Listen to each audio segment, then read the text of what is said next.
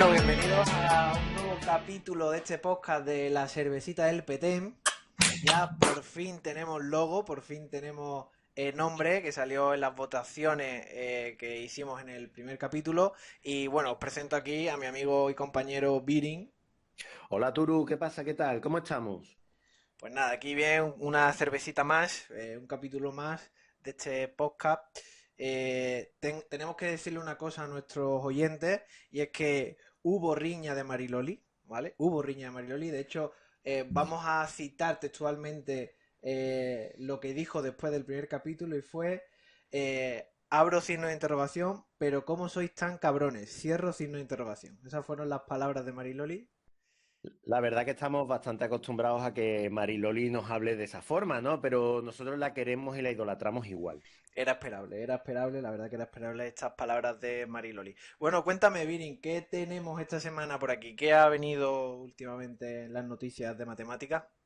Bueno, pues la verdad que la semana viene bastante calentita, Turu. Mira, ha salido en diferentes medios a lo largo de la semana que el gobierno, en la nueva ley educativa que pretende implantar próximamente, va a añadir a la asignatura de matemáticas en primaria eh, la impartición de conocimientos esenciales de emociones y de tratar la brecha de género en las propias matemáticas. Entonces, la verdad que el ambiente matemático en el país, ¿vale? Lo podemos ver por Twitter, en las diferentes redes sociales, está bastante calentito, como puedes imaginar. Ujú. Entonces, bueno, yo creo que puede ser un buen tema para empezar a tratar en este post, que sabéis que trata sobre matemáticas y que enfocamos mucho a la idea de la educación matemática. O sea, en resumen, emociones y género en la asignatura de matemáticas para la etapa de primaria. Efectivamente. Entonces, bueno, yo creo que podemos empezar a comentarlo ya. Así que a mí me encantaría saber cuál es tu opinión sobre el trato de emociones en la asignatura de matemáticas, en principio en primaria, pero si se extendiera a secundaria y bachillerato. A ver, nosotros, evidentemente, yo también hablo por ti, vamos a hablar de nuestras experiencias, ¿no? Que hemos vivido en el aula. Bueno, yo he tenido dos vertientes, tengo dos experiencias diferentes, una en el privado y otra en el público. Evidentemente para mis clases son muy importantes que esté el aspecto emocional, eh, cosa que a mí me sirve un poco como de guía de la clase de matemática que voy a dar. Hago que los alumnos y las alumnas pues estén involucrados en el devenir de la materia, que tengan ganas de que llegue matemática en el horario. Y eso se agradece. Y después también, pues, ese aspecto emocional que se le da es, pues, quiera que no los hace partícipe de la materia. Me imagino que tú, en tus clases, emoción habrá, ¿no? Hombre, para mí las emociones son fundamentales. Tú lo sabes y es algo que quiero compartir con nuestros oyentes, que yo en mi primer día de prácticas en un instituto, mi tutora de prácticas, lo primero que me dijo fue que yo tenía que querer a mis alumnos y mis alumnos lo tenían que saber. Eso ya de serie está despertando una emoción en ellos, ¿vale? Para mí las emociones son muy importantes, ¿vale? Y las llevo al aula cada día. Sí que es verdad que me choca un poco porque no sé muy bien cómo pretenden incluirlo dentro de lo que es la propia asignatura, cómo mezclar la asignatura de matemáticas con las emociones, ¿de acuerdo? Entiendo que la idea es promover que el alumnado no le tenga asco a la asignatura, que no le tenga miedo, que sí le provoque alegría, ¿vale? Pero no sé muy bien cómo pretenden hacerlo. Yo personalmente, desde mi punto de vista, totalmente respetuoso, y no digo que tenga una receta mágica, pero creo que no es tanto mezclarlo con la asignatura, sino como tenerlo de formación del profesorado. Es decir, que un profesor, ya sea de matemáticas, ya sea de lengua, ya sea de inglés o de la asignatura que sea, tiene que crear unas emociones positivas en su alumnado. Si tú estás creando esa emoción positiva, ese buen ambiente, es lo que tú comentabas antes, ¿no? De que tengas ganas de que llegue la hora de tal asignatura, al alumno le estás creando una predisposición a su aprendizaje. Entonces, bueno, emociones son importantes, sí. ¿Cómo implementarlas mezcladas con la asignatura? No lo sé. ¿Debemos de hacerlo? Evidentemente. pero creo que no solamente en matemáticas, tenemos que abrir el abanico a la educación completa. Evidentemente, vamos, tenemos conciencia de que hay profesores que ya las emociones las explican en el aula, o sea, que no es una cosa que haya que imponerse, porque eso es otra, al imponerse desde despacho no se sabe a lo mejor lo que se vive en el aula.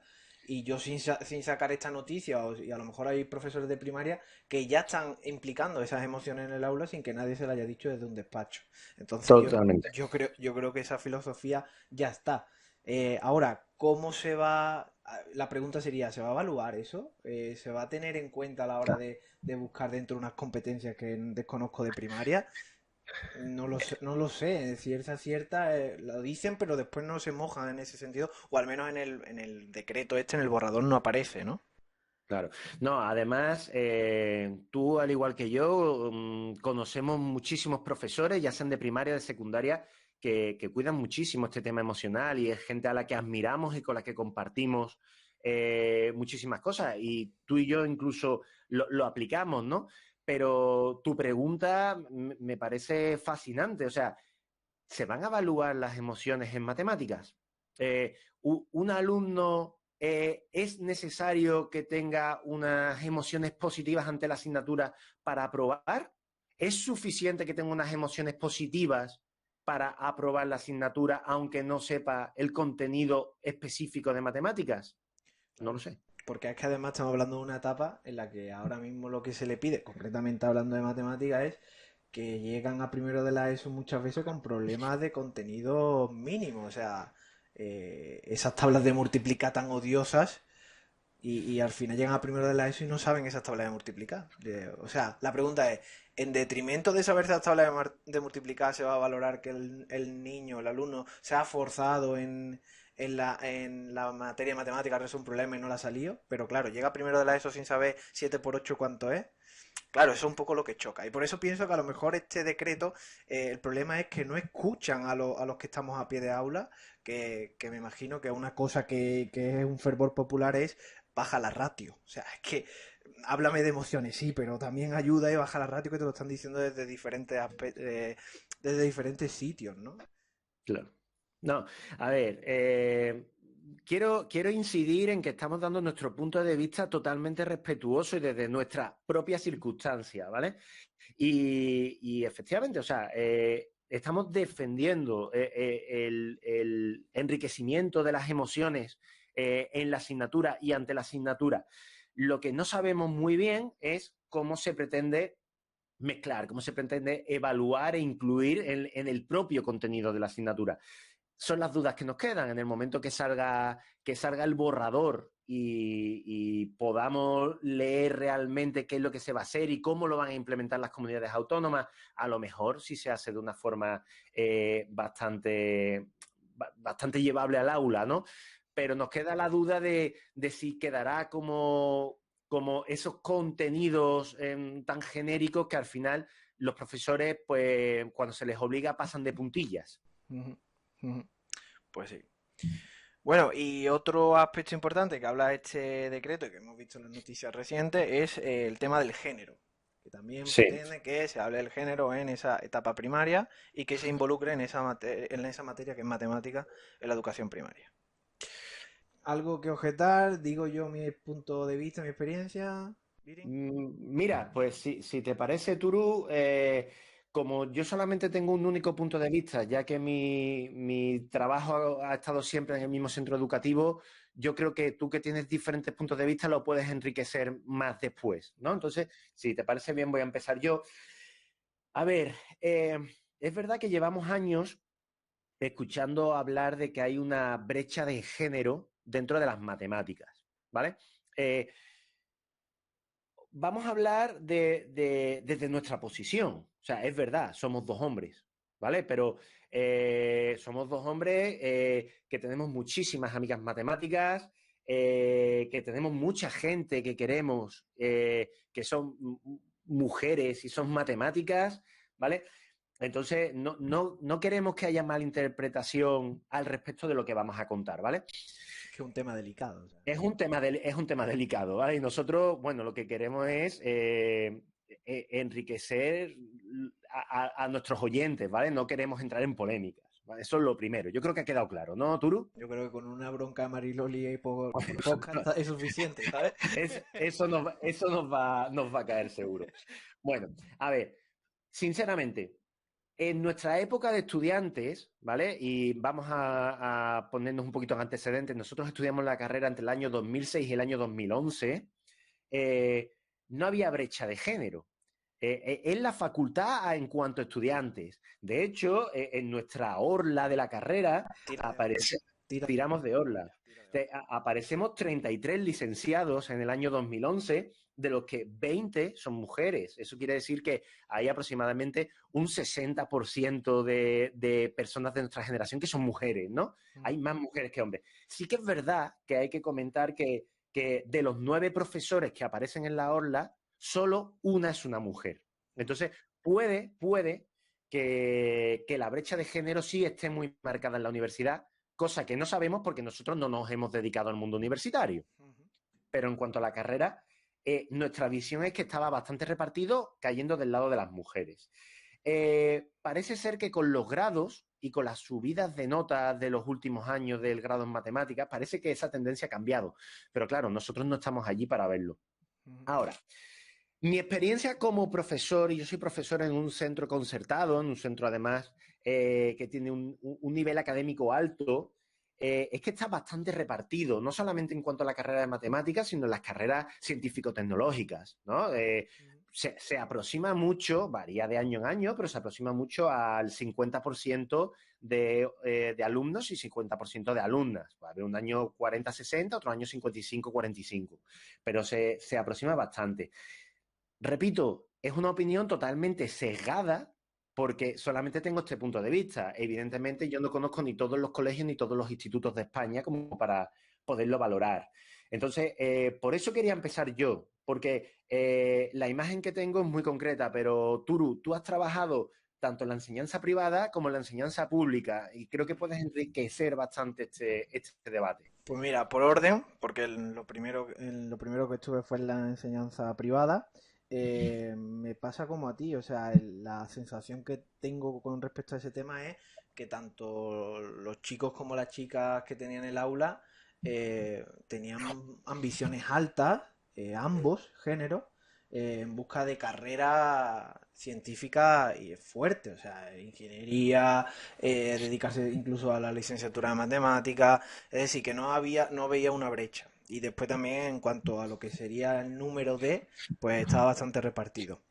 Sí es verdad que después cuando entró en la enseñanza pública sí noto que el número de chicas que tengo en el aula disminuye y tengo por un número alto de alumnos y muy pocas alumnas. Eh, pero la sensación que me da es que a pesar de ser un número bajo, o que hay una gran mayoría de chicos, la implicación o la voluntad de aprender es un poco, yo creo que en el aula hay de todo. O sea, desde la niña que no, pero está la niña que sí, y después está el niño que no y el niño que sí. O sea, es que hay un poco de todo. Entonces, pues no sé, creo que lo que noté a diferencia del privado con el público es que en el público pues había una disminución en número, pero en cuanto a ambiciones, pues estaba desde la niña que sí, que quería una carrera científica, hasta la niña que quería ser, pues yo qué sé, pasar por las Fuerzas Armadas o incluso ser cajera del supermercado.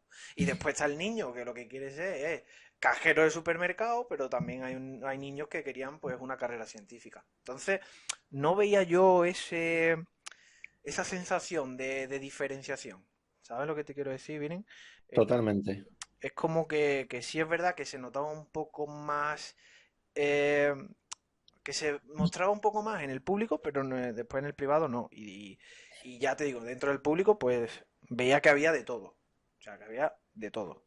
A ver, por ejemplo, Vini, en el tema del género, yo por ejemplo, y me imagino que también será tu experiencia, cuando a lo mejor corriges un examen o corriges una actividad, yo no me fijo en si el examen que estoy corrigiendo es de un chico o de una chica. No sé, me imagino que será tu caso. Entonces mi pregunta es, ¿dónde puede estar el origen de esa brecha de género? Bueno, Turu, a ver, evidentemente, como comentas, yo cuando corrijo un examen o cuando un alumno, una alumna pregunta algo en clase, lo último que hago es pararme a pensar si es un hombre o es una mujer. O sea, para mí los alumnos y las alumnas son todas iguales, evidentemente. Eh, la pregunta me parece muy buena, ¿no? ¿Dónde puede estar esa brecha de género? Puede ser algo social, ¿no? Algo de, de que a las niñas inconscientemente las queramos llevar más por un camino diferente al de los niños, ¿no? No, niño, tú eres listo y tú tienes que dedicarte a ser ingeniero. Niña, tú eres lista y tú te tienes que dedicar a ser maestra. Con todo mi respeto a los ingenieros y a las maestras y a los maestros, ¿vale? Eh, Quizás la idea de esta ley entiendo que es a partir del trato emocional, de perder ese miedo, de perder ese asco, de promover la alegría entre el alumnado, es que tanto niños como niñas le pierdan el miedo a las matemáticas y especialmente las niñas no tengan miedo de dar ese pasito y decir, oye, pues si el niño listo estudia ingeniero, yo que soy niña lista también quiero estudiar ingeniero, ¿vale? Puede ser que venga de ahí, ¿no? Se me ha venido a la mente, bueno, y me imagino que tú también lo tendrás. Alumnas que han ido a ti, se te han acercado y te han dicho, oye, Viri, quiero ser matemática, quiero ser ingeniera de no sé qué, porque yo, por ejemplo, la he tenido. Alumnas Claro. que eran muy buenas estudiantes y que, por lo tanto, su afán era, pues eso, aspirar a las carreras científicas que parece, según esta brecha, que no quieren. Pero yo he tenido alumnas que sí, que han querido. Claro, no, no, y yo sin ir más lejos este año, y tengo que hacer cuentas, ¿vale? Pero este año tengo bastantes alumnos que han pedido como primera carrera matemáticas o matemáticas con otra carrera, y la mayoría son mujeres. O sea, yo creo que con un buen trabajo de base, esa brecha de género se puede disminuir. Al final, Turu, yo creo que lo que tenemos que hacer los profesores es enseñar bien matemáticas y enseñarlas bien a todo el mundo. Y a partir de ahí, que cada uno elija el camino que le interese porque le guste más o porque se sienta más capacitado o porque se vea mejor posicionado el día de mañana después de estudiar esa carrera, ese módulo o esa rama de bachillerato o secundaria, ¿no? Cada uno con los intereses que tenga. Mm. Pues sí, la verdad que sí. Que también nos gustaría un poco escuchar qué es lo que opinan nuestros oyentes y me gustaría que nos gustaría que nos dejarais comentarios en el podcast, que nos digáis vuestro punto de vista, a ver qué pensáis sobre estas noticias. Y bueno, pues vamos a cerrar este capítulo 2 del podcast, la cervecita del PT. Y nada, espero que compartáis el podcast, que si veis que a alguien le pueda interesar, pues que lo compartáis, que lo enseñéis a vuestros amigos, vuestros compañeros, vuestros familiares. Y nada, nos despedimos ya, ¿no, Viri? Yo creo que sí. Que nada, Turu, me gustaría, sé que soy muy pesado, ya me conoces, pero me gustaría repetir que nosotros simplemente hemos dado nuestro punto de vista desde la realidad que conocemos. O sea, por eso creo que es importante que la gente participe y comente, porque a lo mejor conocer la realidad de un instituto de Soria y esa realidad diferente, al final, a ti, a mí, a nuestros oyentes, lo que va a hacer es enriquecer su punto de vista como docente, como amante de las matemáticas o como simple oyente de este programa que es La Cervecita del Petén. Pues estupendo, pues nada, nos despedimos. Espero que os haya gustado este capítulo 2 de la cervecita del PT. Y nada, nos vemos en el siguiente episodio, el siguiente capítulo. Y nada, pasadlo bien. En verano. Un abrazo y brindar con la cervecita. Adiós.